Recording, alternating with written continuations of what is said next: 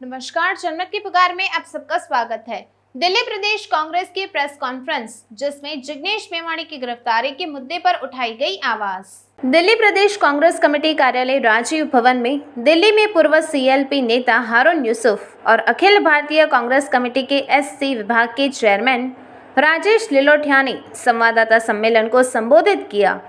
इस दौरान कम्युनिकेशन विभाग के वाइस चेयरमैन परवेज आलम और अनुज आत्रेय भी मौजूद थे। संवाददाताओं को संबोधित करते हुए हारून यूसुफ ने कहा कि भाजपा के तानाशाह प्रशासन में देश भर में विपक्षी राजनीतिक दलों के लोगों को मोदी के खिलाफ अभिव्यक्ति की आज़ादी नहीं है। यदि कोई आवाज़ उठाता है तो भाजपा की केंद्र सरकार उसके खिलाफ बदले की भावना के तहत कार्यवाही करती है, जो अफसोसजनक है।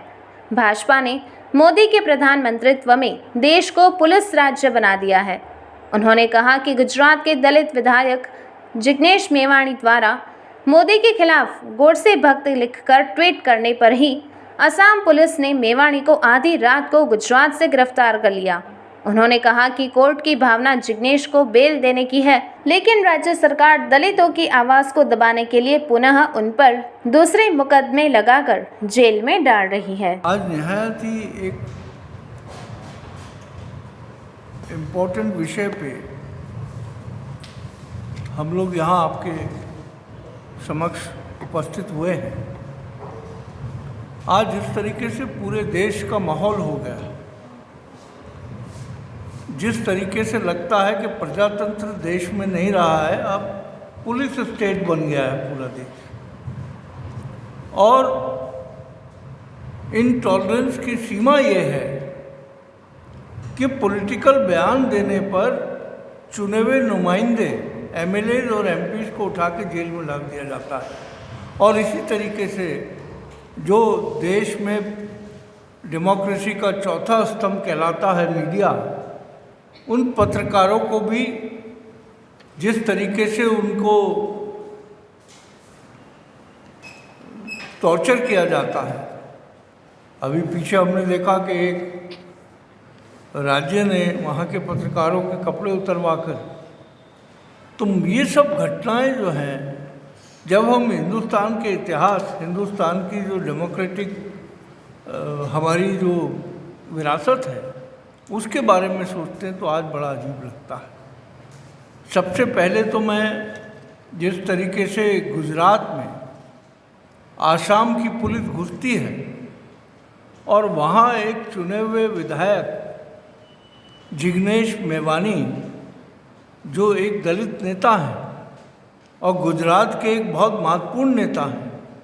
जिस तरीके से पुलिस आसाम की उठाकर उनको गुजरात से गुवाहाटी ले जाती है और उन पे केसेस लगा के उन्हें बंद कर देती है, मैं समझता हूँ इससे ज़्यादा अफसोसनाक बात नहीं हो सकती। इसी तरीके से पंजाब की पुलिस दिल्ली आती है और हमारे कांग्रेस की एक नेता जो विधायक रही दिल्ली से, उनको उठाकर एक पुलिस नोटिस दे जाती है कि 26 तारीख तक आपको पंजाब में हाजिर होना है, नहीं तो आपको हम जो है कड़ी से कड़ी कार्रवाई करेंगे। केवल उन्हें नहीं, कुमार विश्वास को भी ये इस तरह का नोटिस दे के वो गए हैं।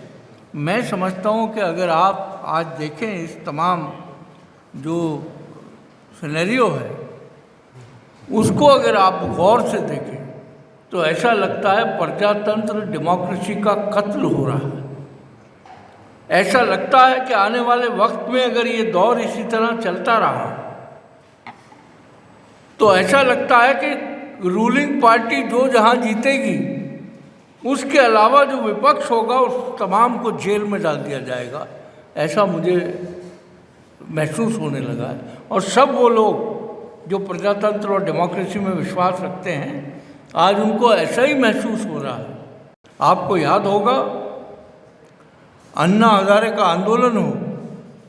भारतीय जनता पार्टी जिस तरीके से आरोप कांग्रेस की सरकार पे और मनमोहन सिंह जी पे और पूरी सरकार पे घोटालों के आरोप लगाती थी। आपको याद होगा सीएजी विनोद राय जी ने 1,76,000 करोड़ का घोटाला बताया और उसके बाद जो हमारे महाराष्ट्र के नेता हैं उनसे माफ़ी मांगी, क्योंकि वो एक काल्पनिक फिगर थे। अगर कांग्रेस इस तरह का रवैया रखती तो मैं समझता हूँ कि आज जो हो रहा है लोगों को उसका फ़र्क और उसका एहसास नहीं है। कांग्रेस ने कभी बदले की भावना से कोई काम नहीं किया, लेकिन आज जिस तरह जिग्नेश मेवानी हो, अलका लांबा हो, देश के अंदर पत्रकार हो, ऐसा लगता है कि विपक्ष की आवाज़ को उनके गले में दबा दिया जाएगा। और ये हिंदुस्तान का जो प्रजातंत्र है, डेमोक्रेसी है, बाबा साहब भीमराव अंबेडकर जी ने जो संविधान बनाया था वो उसमें तमाम बातों का इसीलिए ध्यान रखा गया था कि आने वाले वक्त में इस तमाम चीज़ों को कोई मिसयूज़ ना करे, इसलिए वो संविधान के रूप में हम सबको, हिंदुस्तान के लोगों को दिया। पूरी दुनिया में हिंदुस्तान की डेमोक्रेसी की तारीफ होती है, लेकिन पिछले चंद साल से जिस तरीके से, चाहे वो सांप्रदायिकता हो, इंटॉलरेंस हो, जिस तरीके से छोटी छोटी बात के ऊपर पुलिस का इस्तेमाल करके नेताओं को जेल भेजा जा रहा है, तो जो मैंने अभी आपसे बात कही, खतरा इस बात का है कि रूलिंग पार्टी के अलावा तमाम विपक्ष को जेलों में डाल दिया जाए और जब वो चुनाव हार जाए तो उनको जेलों से निकाल कर कहा जाए आप कैंपेन कर सकते हो। तो ऐसे वातावरण के लिए कांग्रेस पार्टी ने हमेशा खाली सत्ता के लिए नहीं, हिंदुस्तान को आज़ाद कराने की जो लड़ाई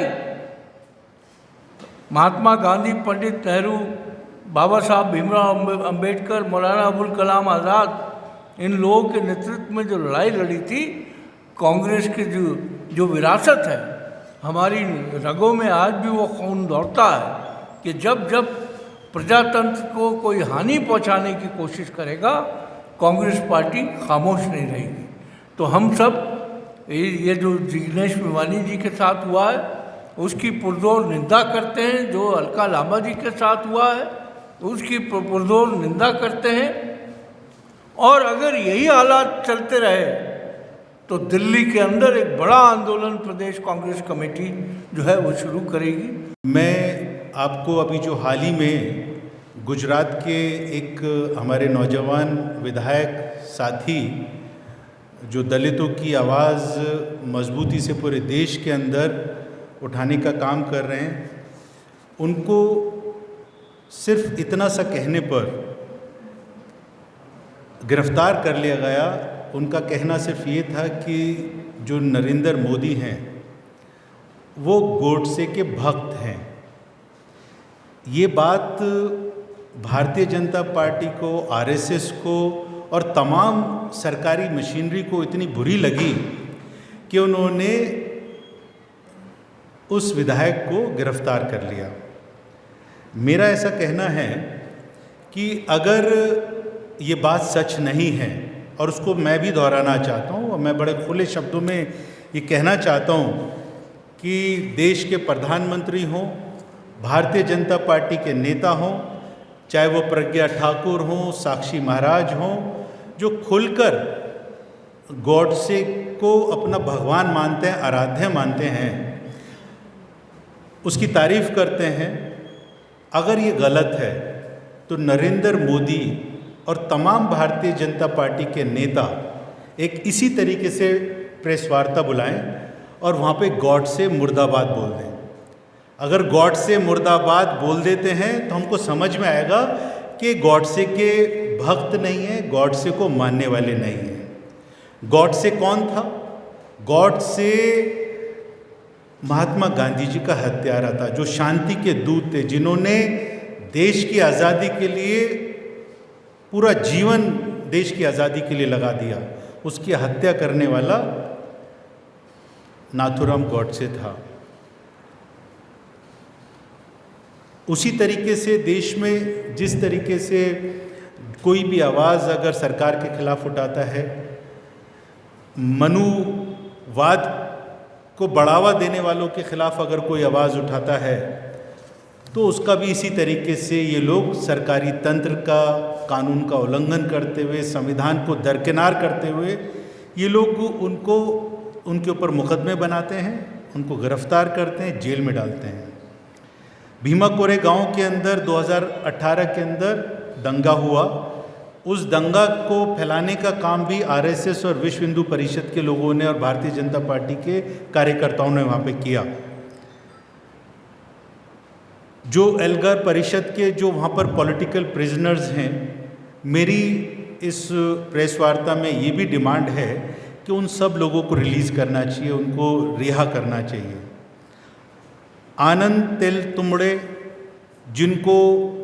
जेल के अंदर भारतीय जनता पार्टी के नेताओं के इशारे के ऊपर उनको बंद किया हुआ है। वारावारा राव, उमर खालिद, स्टैनले स्वामी की तो मौत हो गई जो 84 साल के थे। उनके ऊपर कोई आरोप, इतना गंभीर आरोप नहीं था, लेकिन जिस आरोप के अंदर उनको बंद किया, उनका ये कहना था कि 84 साल की उम्र, जिनको पार्किंसन की प्रॉब्लम थी, जो पानी का गिलास भी उठा के नहीं पी सकते थे, वो सिर्फ ये मांग कर रहे थे कि मुझे सिपर दे दिया जाए ताकि मैं पानी पी लूँ। 84 साल के व्यक्ति को, जो बीमार थे पार्किंसन से, उनको सिपर नहीं दिया गया और उनकी मौत जेल के अंदर हो गई।